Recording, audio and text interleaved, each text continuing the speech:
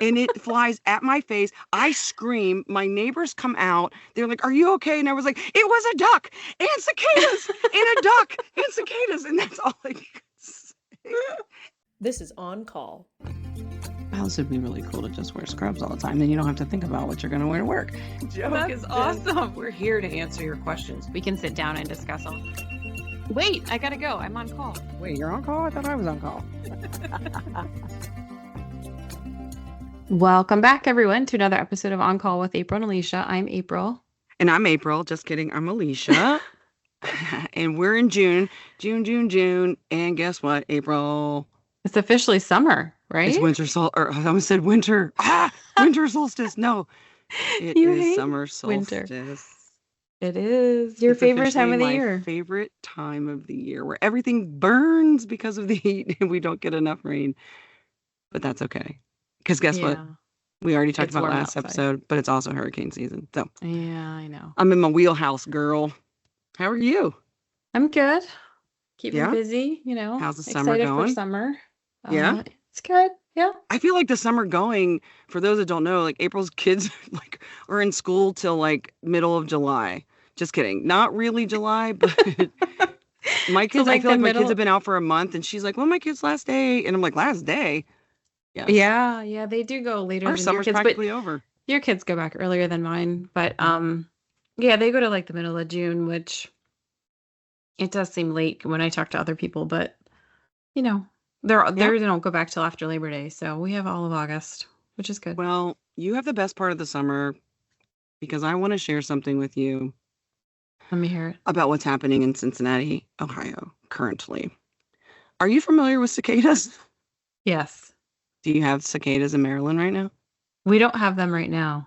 I don't think we're due for a few more years. Are you familiar with them in the brood sense? There's a 17-year brood. Let me give you a little history. Yeah. Everybody sit down, pull up a chair, light a candle. Let me tell you a story about cicadas. When I was a child, I just remember my mom telling me, "Hey, the cicadas are coming back." And I was like, I don't even know what that means because I had to been, I don't know. I'll do the math one time. But I was younger than 10. So, but I just remember my mom saying cicadas. And I was like, what is this cicada nonsense?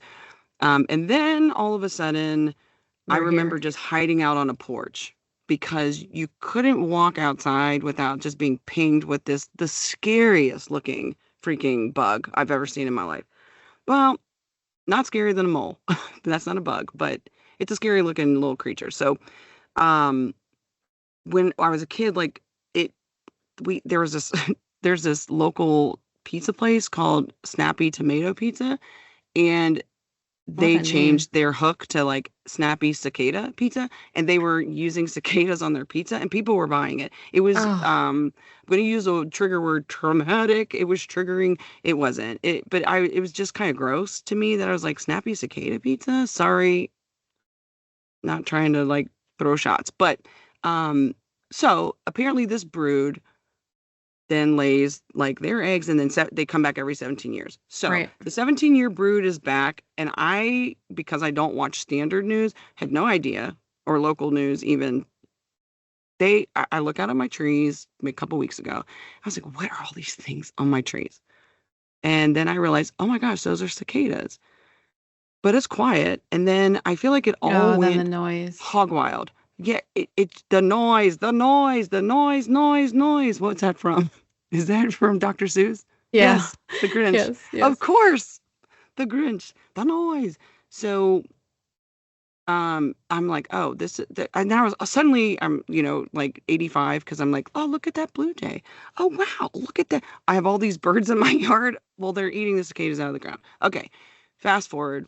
We are grossly infested. It sounds like an alarm or a siren of some sorts, basically from about 11 a.m. till sunset. And if it's sunny, it's even louder. If it rains, it's quiet. I go to Chicago last weekend. This is a long story, but I go to Chicago last weekend and I get a rental car because I have an electric vehicle.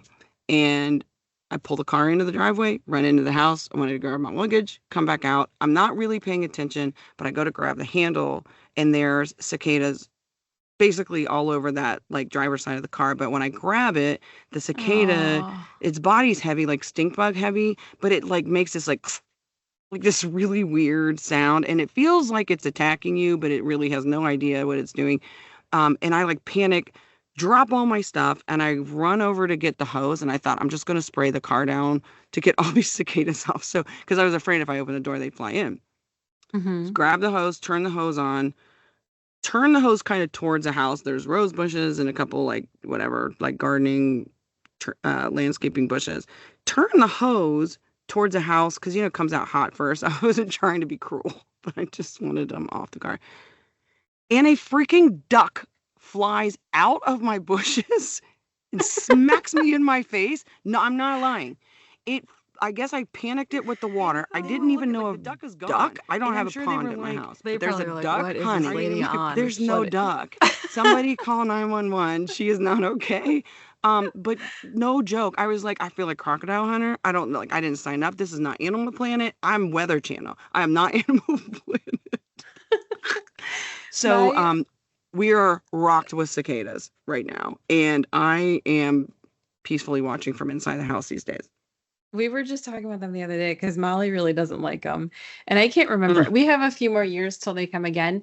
But the last time they came, I mean, I remember them coming like when I lived at my parents' house. They have an older house, but our house, when they build the house, they, disturb the dirt. So the last time they came, like in our neighborhood, it wasn't bad because it was like the first time since the houses have been built. But the next round, I think, will be more. But the thing that I dislike the most about cicadas, one, the noise, I hate the noise, but two, is that to me, they fly around like they're intoxicated. Like they fly and they just like wham, like bang into your face. They're like and like stink bugs. your windshield when you're driving. Like I'm like, they look like they're drunk. Like they do. It's like their bodies are so heavy that they're just like, I'm doing my best, right? Yeah. But I do feel like there's a little conspiracy because when I go outside at a certain time of day, sometimes I'm like, I just gotta water this one plant because I'm trying to have a little bit of a green thumb. But if I disturb them, it's like they fly out of the tree and then they're just kind of like all air assault. And I swear they're flying at me. I do take it incredibly personally because I don't think they're that dumb. I'm sure. But then I was like, what is the purpose of you guys? Like, what is your purpose? Everything has its purpose. I understand it's like to irrigate the ground, but here's what I learned. Cicadas come, this 17 brood or whatever it's called, this brood 17, they come out of the ground. They make all of this noise to attract mates. I don't know how you know male or female, but whatever. They mate, they create eggs, they just like fall into the ground and die. And then their eggs like soak into the ground and then they develop underground for 17 years and they come back up to do the same thing. And I'm kind of like, that's wild. I know. That's a wild existence. That's like being in utero for 17 years to live for like a month. But I'm very glad that it's that long because I don't want to see them that often. Well, apparently they're like really good for your soil. Like they irrigate. So when they come up, obviously they come from so deep that then water can then penetrate deeper. And then the ones that die are good fertilizer. But I'm not exactly like, they should put a label on food for that. Like... Is that well, I mean, I don't know. I don't want dead cicadas in my. Baxter wanted to eat them when they were around, and I was like, "Stop!" People eat them. Apparently, they're good for protein. I don't know. This isn't Survivor or Naked and Afraid. I'm not worried. I'm not gonna eat them. No, gross. No. But it's a summertime thing, right? And speaking of summer, I think it's time that we revisit our annual summer Fake or For Real. Got it. Let's do it. What do you think? I'm in. All righty. Let's go. Keeping score? Of course. For those that have been following along, fill in the blank. Who blank is winning to date for all of our fact or fiction or Fake or For Real. That's correct. Only for it would be Alicia. So only for this year. We're two. I'm two. I'm two. You're zero. I know. Okay. I'm well aware. I got my post all ready to go. I'm ready. All right. Bring it on. Let's go. You go first. All right. Okay. Fact or fiction? Sparkling water is just as hydrating as regular water. Oh my gosh. I'm going to say fiction. I want to say fact because I love sparkling water, but I'm going to say fiction and I don't know why. You should have gone with your love of Really? water. Yep. Tell me. Oh, so this is great. This makes me feel good. I always feel guilty because I only drink sparkling water. Yeah. So, well, and I brought this up because it's, summertime and you can get so dehydrated easily in the summer. So first of all, water intake, you should drink at least about 64 ounces a day, right? So making sure that you get your water. But sparkling water is actually just as hydrating for you as regular water, as long as you don't drink the ones that are high in sugar. So like, if it's like no sugar added sparkling water, but it's a really good alternative for those people who don't like just the plain regular water. Other good alternatives are think like non-traditional water drinks that count as water would be coffee, coconut water, the sparkling water, herbal tea, green tea, and then fruit infused water.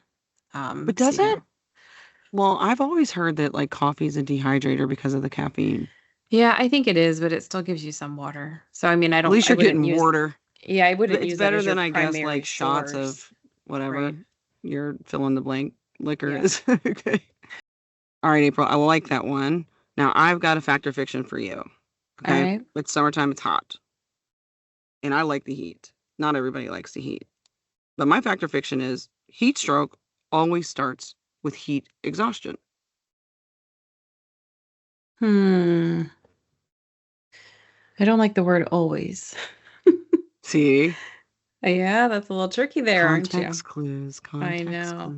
I'm going to say fiction because of the word always. You are absolutely right. Not just because of the word always, but we don't always recognize heat exhaustion, right? What is heat exhaustion to some people? So basically, heat stroke can develop really rapidly. It can actually skip all the milder warning signs. Heat stroke is a medical emergency, people. That's a core body temperature that's greater than 104 degrees Fahrenheit. That also includes like altered mental status. So immediate cooling, things like that are critical, but you may not always have signs of exhaustion. So you're absolutely right. So we are 0-1. Yep. Admittedly.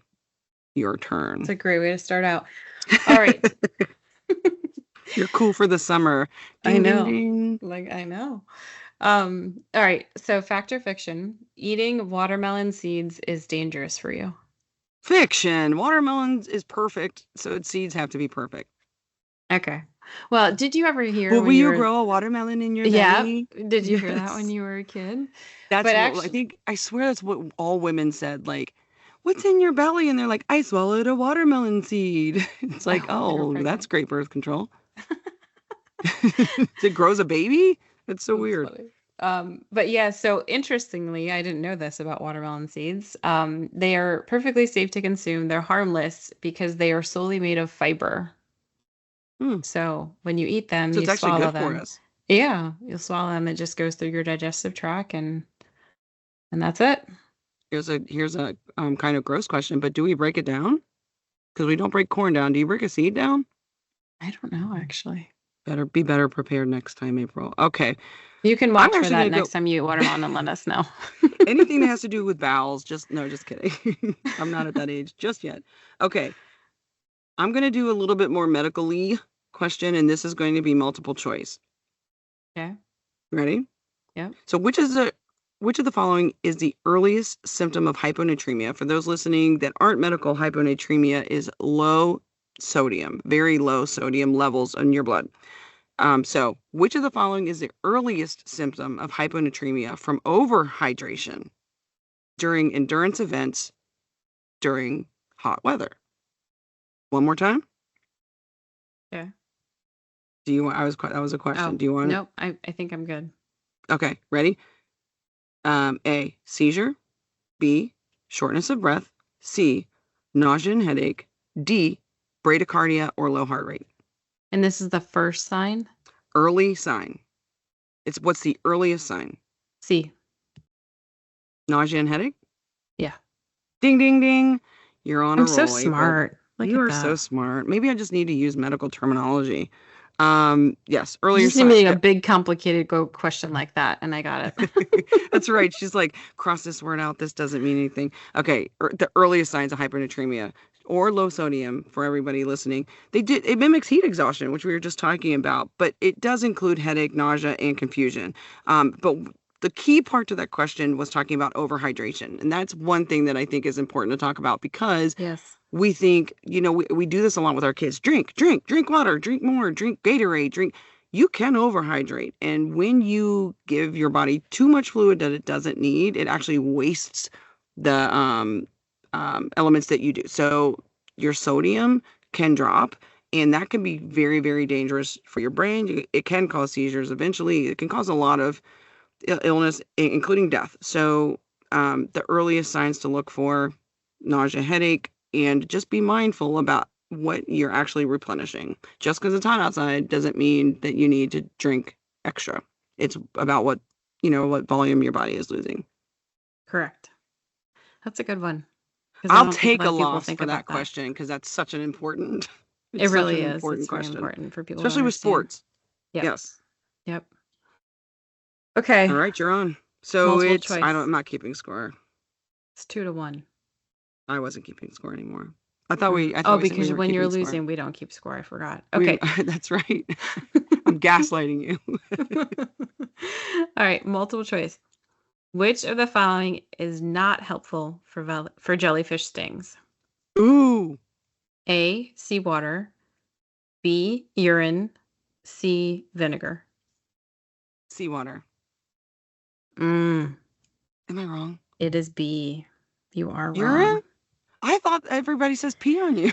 Yes. So that's what I thought. This was very interesting because I've heard that as well many times. That if somebody gets stung by a jellyfish, you should pee on them. Just pee on them. Yeah, but it actually has not been proven to make it any better. And it can actually worsen the sting by activating more venom in the stingers. So vinegar is a good thing. So you can put vinegar like on a paper towel or something and put it on there, and that will help it. Vinegar baby. You hate vinegar. I love vinegar. I know. And then the other thing is that you can use seawater with baking soda and create a paste and put it on there, and that will help too. But also when you initially get stung, you should rinse it with the seawater just in case there's any venom sacs or tentacles or anything left behind. So you got to rinse it out first and then treat it. Well, here's my advice. Just don't get stung by a jellyfish is my advice. But yeah. And not that you can actually prevent it. I love the ocean. I love the ocean, but I don't love what's in the ocean. So I love looking at it and looking down into it. But if I can't see the water, I usually don't. I went to a sandbar when I was probably 14 or 15. I was a nanny for a family, and I went on vacation with them. And I took the kids out to the sandbar. It was in the Gulf of Mexico, so it was waist high water, but you get to the sandbar, it's whatever. And I look down and I step on something on the sandbar, and it squiggles away, and I look, stingray. But I didn't step on the stinger, but it was a stingray. And that's the last time I've been to a sandbar. 14 years old. Yeah, never again. Hashtag never again. That kind of stuff scares me. Okay. Other things that scare me: rashes. Yes, I don't like ready? rashes. Fact or fiction? Yep. I'm ready. Poison ivy rashes are contagious. Fact or fiction? Fiction. They are not contagious. Tell me why. For bonus because it actually takes a couple days for the rash to come up. So by the time that you actually get the rash, the chemical that causes it is probably off your skin. Right now. Wrong. The rash isn't contagious because it's the urushiol. I think I'm saying that right. Urushiol oil from the plant that spreads the rash. Once the oil's washed off your skin and your clothes, the rash itself has no risk. It's the oil. That's what I'm saying. The chemicals gone. That's not what I heard. That's what I said. By the time your rash comes out, the chemical's gone. Oh, goodness. This is my truth. What's that? Am I wearing you out yet? I like this one because I'm doing well. All right, are you ready? I wasn't keeping score. I have no idea who's winning. I'll tell you at the end. No worries. Okay. Fact or fiction? Scratching mosquito bites is harmful. Oh, I'm don't even really care what the truth is. It's harmful for me. Yes. Fact. You are correct. So, it is harmful because while itching that bites, it might provide you a little bit of temporary relief. Itching, it actually causes the skin to release more histamine and the immune system messenger protein that causes more itching and swelling. So the more you scratch, the more you're going to itch. So best thing to do is to avoid scratching. You can put some like ice on it, like an ice cube actually may help. You can also use kind of over-the-counter antihistamines, like hydrocortisone, calming lotion, to put them on there. But you should really try to not itch it because it's just going to make it worse. Yeah, that's so hard to do, though. It Especially really when is you're hard. like one of those spaces where you got hammered at night. You didn't even realize, not hammered drunk, but I mean hammered by mosquitoes Right. at night. And then you realize at 3 a.m. when everything starts to truly manifest. We get, and unfortunately in our family, we get bolus reactions to mosquito bites. So independent of whether you scratch it or not, it's going to like boil basically, or like get some kind of blister. And we all have prescription level hydrocortisone. So yeah, mosquitoes. I have a mosquito bite currently on my neck, and that was just from watering plants last night. So, I don't like those little boogers, but yes. And the other thing, when you were growing up, did your parents, like when you had a mosquito bite, did they like have you like dig your fingernail into it in a cross? Do you know what I'm talking about? No.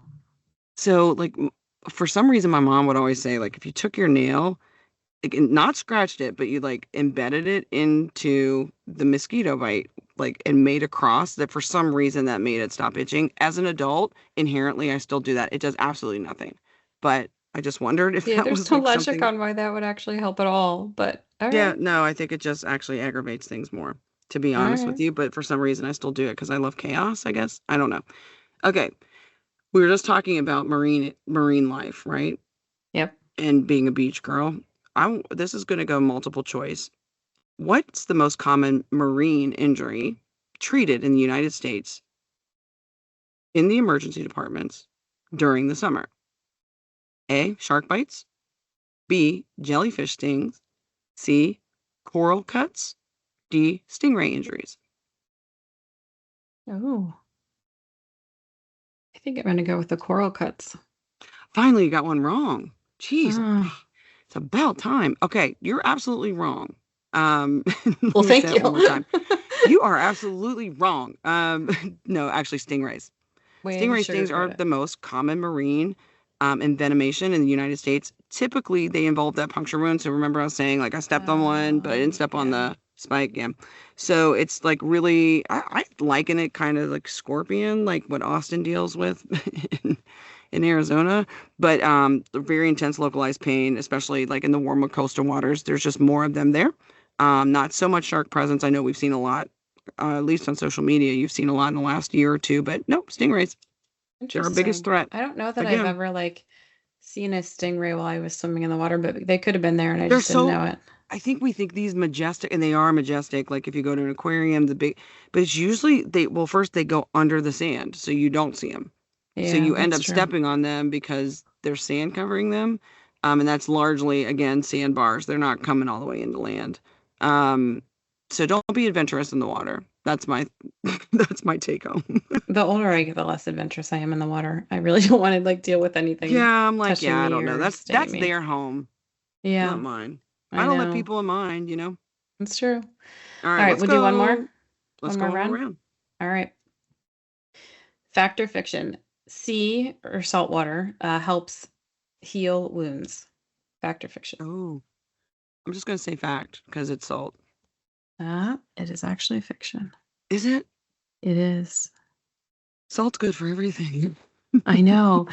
Well, and it's a very popular myth. Like I think of too, like as a kid, I used to get like, canker sores and I would put salt right on them and it stung like so bad, but I was convinced it made them better. But, so it's actually not true. So salt or salt water will not actually help heal your wounds. And in the case of seawater, it can actually make your wound worse because the bacteria living in the seawater can penetrate those open cuts and potentially cause infection. So should have thought about that. If you happen to cut yourself, you got to disinfect it, and clean it out and wrap it up. But it's funny because and you were just talking about stingrays too. We went to SeaWorld over winter, and I had a burn on my wrist. I had made bacon. I got burned with the grease, and you could feed the stingrays. They had this big tank of them, and Dave and the kids, they were feeding the stingrays, and I really wanted to, and I like went to go put my hand in the thing, and then I looked down and I saw my cut on and I was like, oh, I'm not going to do that because I don't want to get all this bacteria in my thing. So if you have a cut, don't go into the ocean thinking it's going to get better. It could actually get much worse. So I had a really stupid thought just a second ago. Okay. So the ocean's like a big bathtub. Yeah. But it's got to marine life has to pee and poop too, right? Right. So you're just swimming around and pee and poop? Yeah, basically. Well, and then if there's any humans that are peeing in the water. Well, they don't come out of swimming pools. They're definitely not coming out of the ocean. Oh, yeah. I think I'm going to pass on water. Okay. Final. But this is for the win. You're going to win anyway, but whatever. Okay. This is multiple choice. Ready? Which insect-borne disease is most common in the Midwest U.S. during the summer months? A, malaria. B, dengue fever. C, West Nile. D, Zika. Can you repeat the question? No, absolutely. Which insect-borne disease is most common in the Midwest? It's Midwest United States, so you don't think I'm tricking you. During the summer months. Okay. That's where we live. Yep. No Googling. Then give me the options again, please. Oh. A, malaria. D, dengue fever. C, West Nile. D, Zika. Malaria. Wrong. It's actually West Nile, which actually shocked me too. That's why I wanted to do this, because I can't stand mosquitoes. West Nile virus is endemic to the United States, particularly in the Midwest, in the southern states, and during peak mosquito season, which is summer and early fall for us, which is just starting to happen. It is transmitted by a specific mosquito. Who cares how many different types of mosquitoes, but it's called a Culex mosquito. It can cause febrile illness, meningitis, or encephalitis. So most cases are asymptomatic, but in the elderly or immunocompromised, neuroinvasive disease can be fatal. So okay. Interesting. Well, yeah. So I don't care what kind of bug spray you use some bug spray. Yes. And don't drink too much Gatorade is what I got from this. And don't go on sandbars. In the water. It's like basically don't enjoy summer is what we just told all of you guys, right? No, they can enjoy it. They just need to be aware of all the, hazards. Yes. And also, I will love to tell you that the results are in and I did win by 1 point. Say that again? I won by 1 point. I'm sorry, I'm having connectivity issues. So, but for those who can hear me, I can't hear April right now, but for those that can hear me, we'd love to hear what's going on in your summer. What are some summer fact or fiction, some myths, some questions, or some little trivia that you have for us? We'd love to hear from you. You can email us if those people still email at oncallpodcast@soundphysicians.com. You can DM us on Instagram at On Call with April and Alicia. We're also live on LinkedIn at On Call. On Call with April and Alicia on LinkedIn as well. And you can find us anywhere that you can find a podcast. Anywhere you listen to your podcast, that's where you can find us. So we would love to hear from you guys. Please, welcome us with show ideas or any feedback that you'd like to share. Absolutely. And until next time, you guys stay well and we'll stay on call. Bye, everyone. Have a safe summer. Put on some bug spray.